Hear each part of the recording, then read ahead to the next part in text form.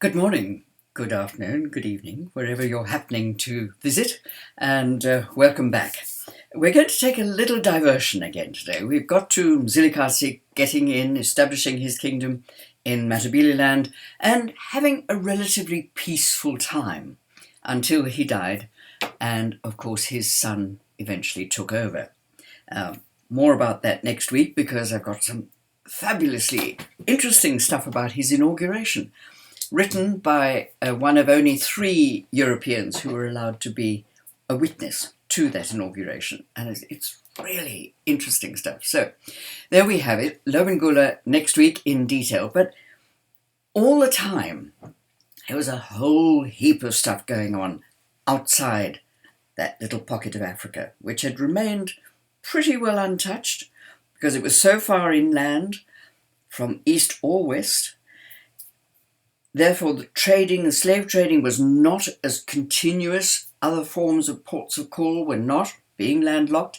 And of course, it was very carefully defended by the Matabele, who had a pretty fierce reputation. So there it was, sitting there, happily, the land between the 2 rivers. But there was an awful lot happening elsewhere. Let's look at Britain for a start. I mean, Britain was just used to being invaded. Romans, Danes, Normans, 100-Year War, Spain, France.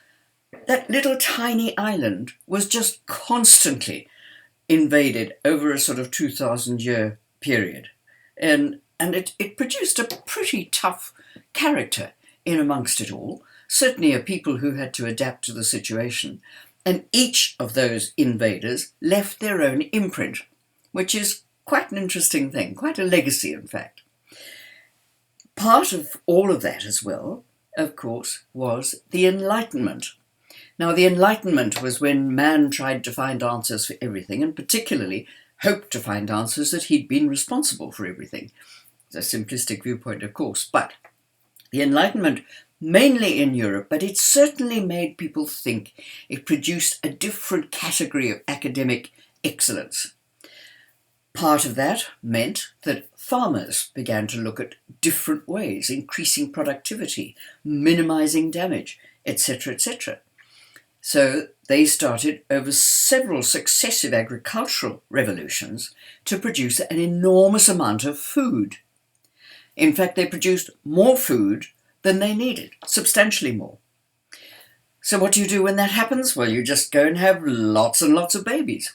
Because, apart from anything else, the rural drift went to urban areas because of the Industrial Revolution.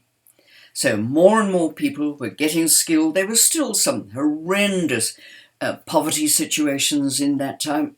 Absolutely. These times of enormous growth are seldom absolutely superbly sorted out. And this was no exception.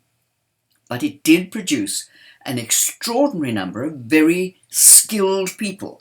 So these were skilled carpenters, these were skilled metalworkers, these were skilled miners who adapted in order to make all the steam engines and everything else that rapidly developed during that Industrial Revolution.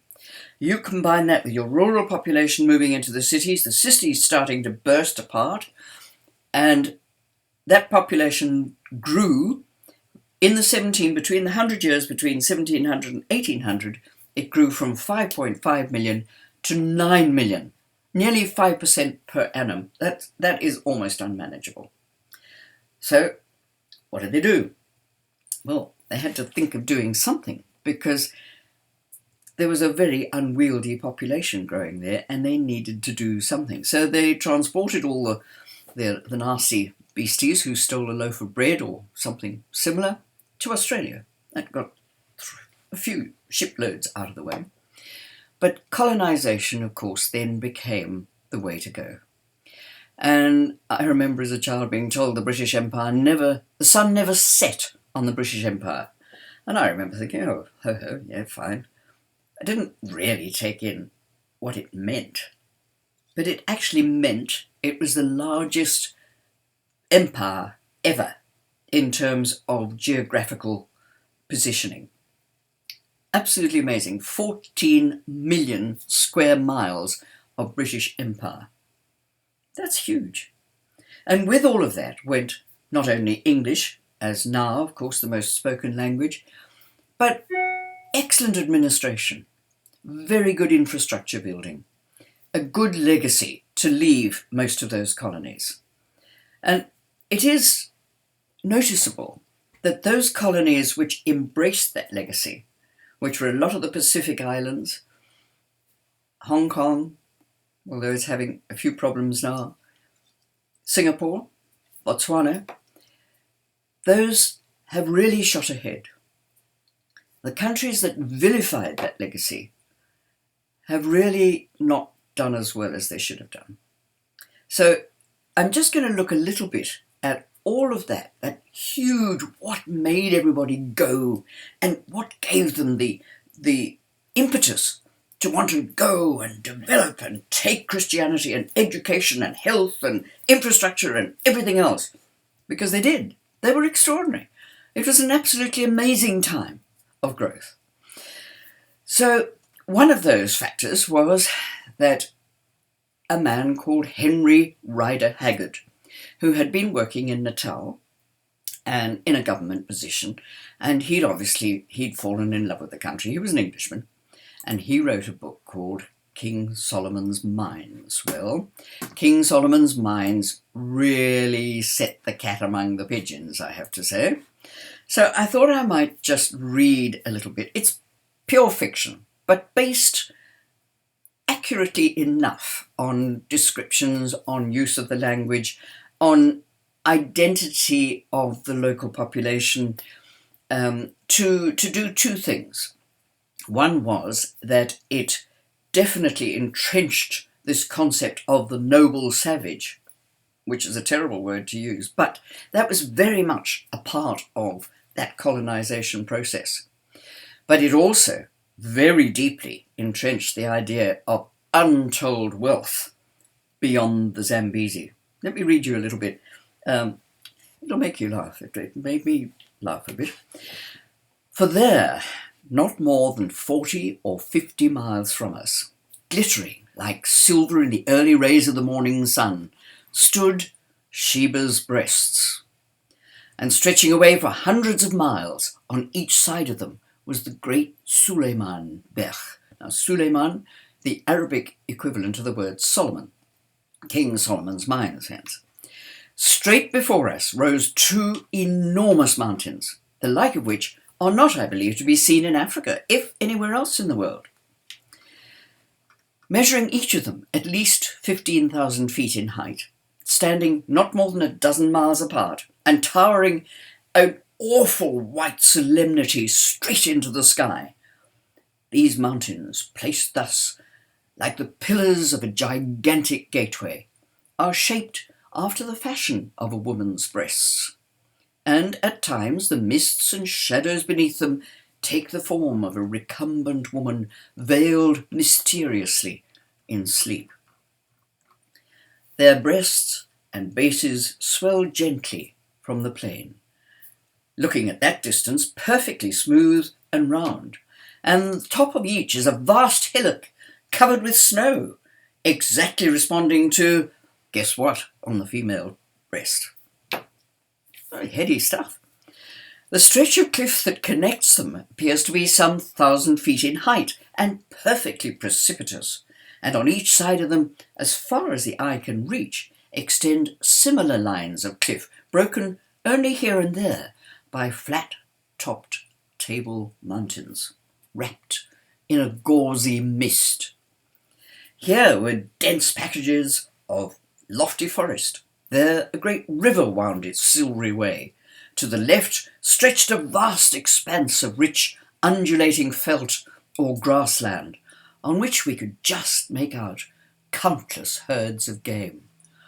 Well, you'd have to be a pretty tough guy to resist the temptation to go and find Sheba's breasts, wouldn't you? And it certainly had an impact. King Solomon's Mines, it was published in 1886, just at the time of gold rushes everywhere, all around the world. And as I mentioned the other day, elsewhere was beginning to run out, not be quite as profitable as everybody had hoped or thought it might be. At that time, a young man called Cecil Rhodes, at the age of 18, was sent out to South Africa because he was ill and he'd had tuberculosis and his heart was weak, and he was sent out with a packet of £10 or something like that, a present from an aunt, to go out to a brother in Cape Town.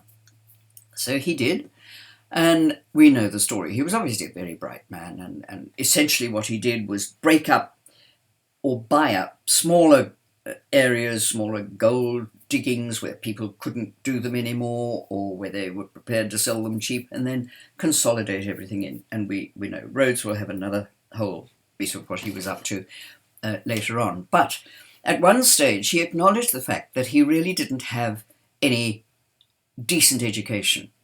So he decided to enroll at Oriel College in Oxford. And he'd only been there a month or so when he heard an inaugural lecture given by a sort of philosopher of the time called John Ruskin. He was an arts and cultural man, but a man of considerable stature and influence. And essentially what Ruskin said was, "And this is what she, being England, must do or perish. She must found colonies as fast and as far as she is able, formed of her most energetic and worthiest men." Well, Rhodes was so completely set on fire that he didn't even complete his degree in Oxford. Off he went, hounding back to South Africa, filled with daring do and determined to make a difference in Africa. His father was a parson, and he was one of a large number of children. I've forgotten the exact number now, but he was very typical of the sort of man who then went out to the country at that time. And he had a couple of interesting quotes, which I think are worth saying. This one is one. "I contend that the British are the finest race in the world, and that the more of the world we inhabit, the better it is for the human race." Marvellous stuff, isn't it? So that was it. But that was it. That was the whole tenure. That was the whole driving force. And then, of course, you came to a situation, you've got a large number of African people who are only just beginning to touch on skills and education, etc., etc. So the question was asked, what is your outlook for Africa? Rhodes' response was, "My motto is equal rights for every civilized man south of the Zambezi." What is a civilized man?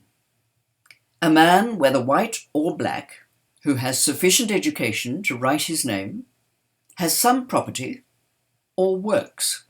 In fact, is not a loafer. Again, very much a statement of the time. Loafing, not to be tolerated by anybody. So Rhodes, I think, was an extraordinarily aspirational man, and he most certainly had the ability to put in place men and women who could make things happen. And he certainly did. I mean, he was extraordinary in what he achieved, but this is not the place to discuss all of that.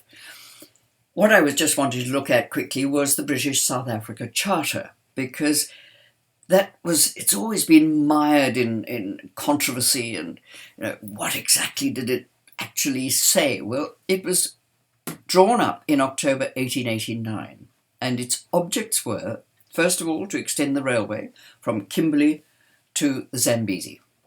The second was to encourage immigration and colonisation.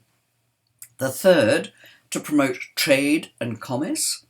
And the fourth, to secure mineral rights in return for guarantees of protection and security of rights to the tribal chiefs.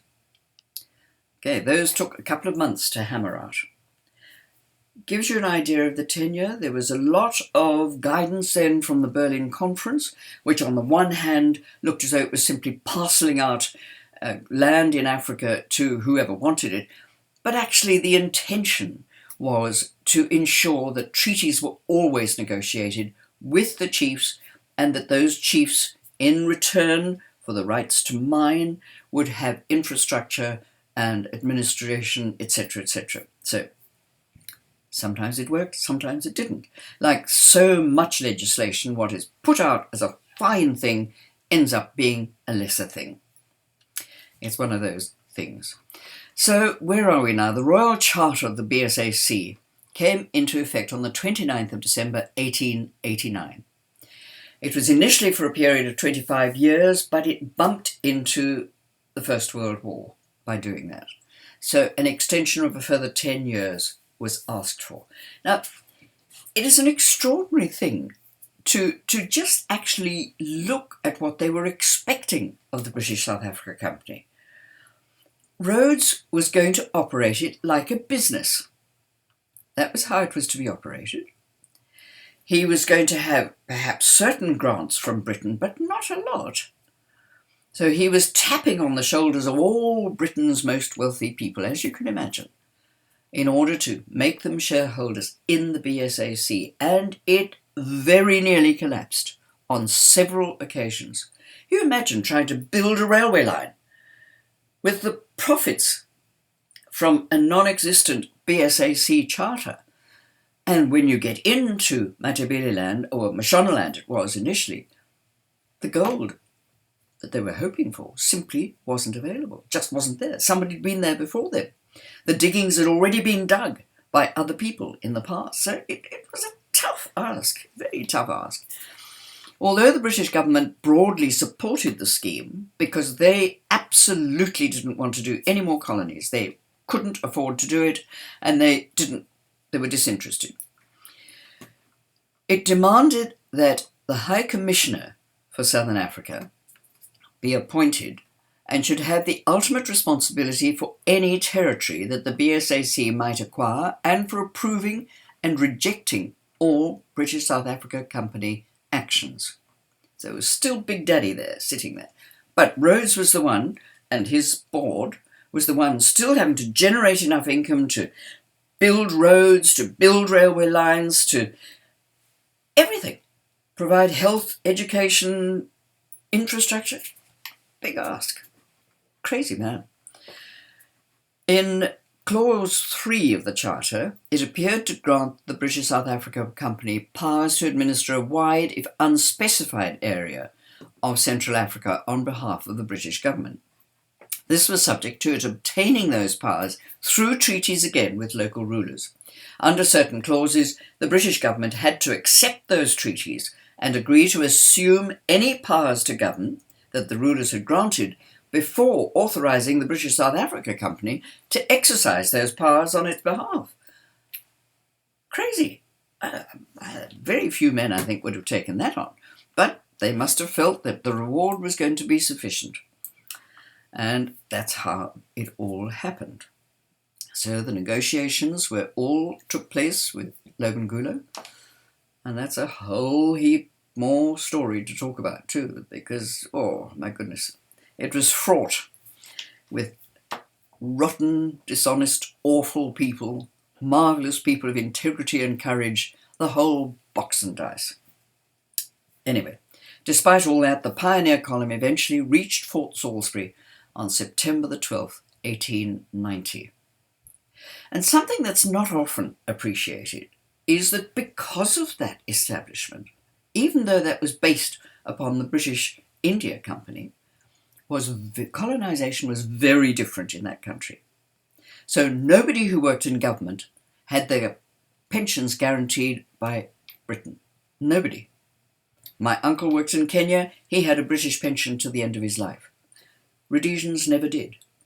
The exception being anyone who worked for the railways. And so, because that was an absolute mandate of Rhodes to make sure that he got through and got that railway line right through, hopefully to Cairo. Well, of course, as we know, he didn't manage that. But you imagine all those difficulties piled onto Rhodes to try and cohese this whole thing and bring it all together. No wonder he actually himself personally interviewed every one of the pioneers, mostly choosing those who were from sons of wealthy families, because he knew the fathers were going to complain like crazy if anything happened to their sons, and secondly, because he might get a bit of money out of them towards running the BSAC. Lots more stuff. But that interesting thing, Rhodesian colonisation was different. This was not British people going out to a colony for a term, but always knowing that ultimately they'd return to a lovely, safe pension in Britain. No, those who went to Rhodesia went there to make it their home. And I guess that's probably why it was so hard to leave, and why white Rhodesians tried so hard not to leave. But that's a whole political history. I'm merely recording the events as we went. Now, one of the fascinating characters who did go up very early on in the piece was Mother Patrick. We all learnt about Mother Patrick at some stage. She was an Irish nun, and she had gone out to help initially in South Africa. And then she found that there were no women and certainly no nurses in what was the pioneer column, and that people were dying of fever. There was a particularly bad lot of malaria going on, and scarlet fever, all sorts of unbelievable things were happening at that time. So she decided to go up, and 3 other nurses went with her initially, one from Germany, and I think there were 2 Irish nuns, and off they went in their habits, as you can see from the picture on the front. Lovely little comments here.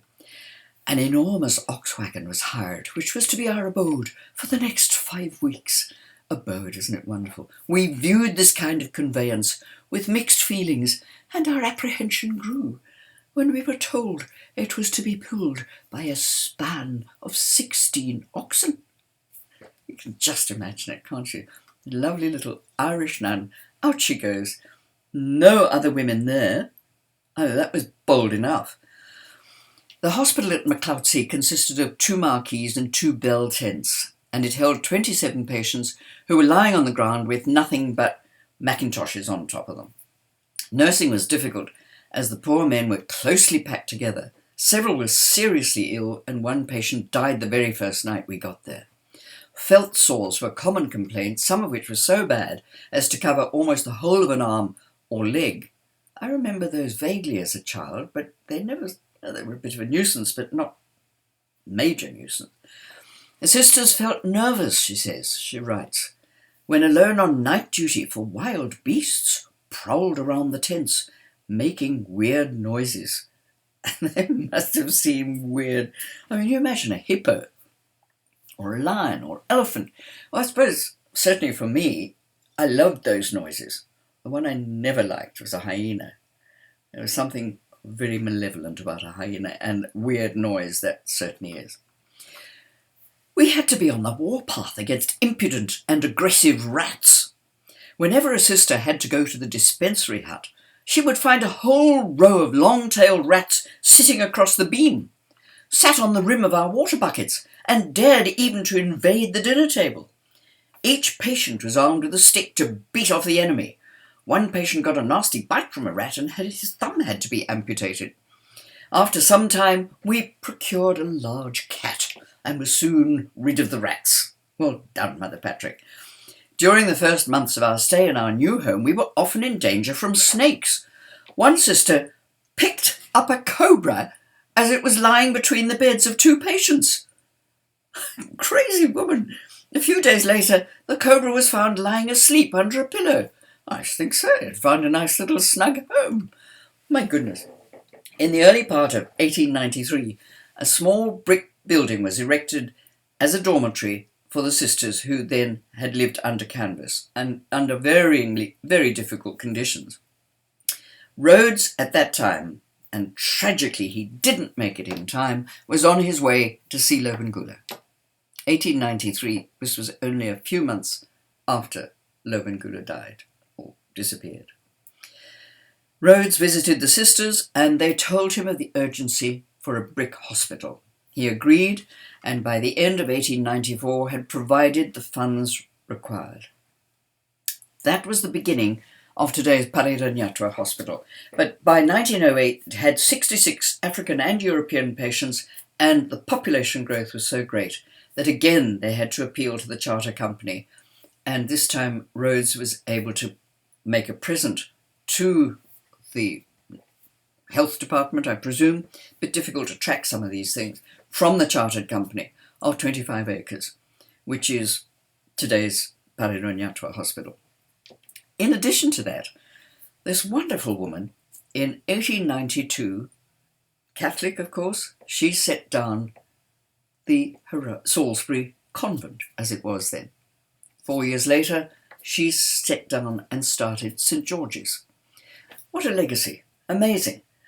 At that time, I know the question will be, well, why weren't there any African schools? Well, there were in the mission stations, but it was still, as I know from my father's experience, extremely difficult to persuade Africans to send their children to school. In most cases, they were much more useful herding the cattle or the goats, and it took a couple of decades, really, before that shift occurred.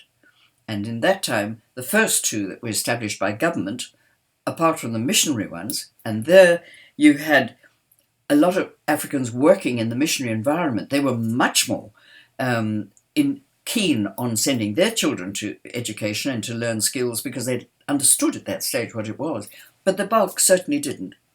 And the first two government schools were started at Dombashawa first and then Cholocho. And they would have been in the probably late 1929s or so. Anyway, that was all the start of education, and they'd managed to make a road through to Fort Salisbury as it was then. And they had also started another one that Mother Patrick managed to get going, was a school for African girls at Chishawasha Mission. She died at the age of 36. What a pity. But what an extraordinary woman. So I just thought I'd just diverse a little bit to to try and just paint a picture of what on earth was going on at that time and why there was this incredible impetus to do something, to be out there for the British Empire, courage, etc., in the face of adversity. Must have been a heady time to be alive. Anyway, I hope you've enjoyed it. I got a bit dramatic in part of it, but it was a dramatic sort of history, wasn't it? And Lobengula next week is even more dramatic. Hope you'll enjoy me then. Bye.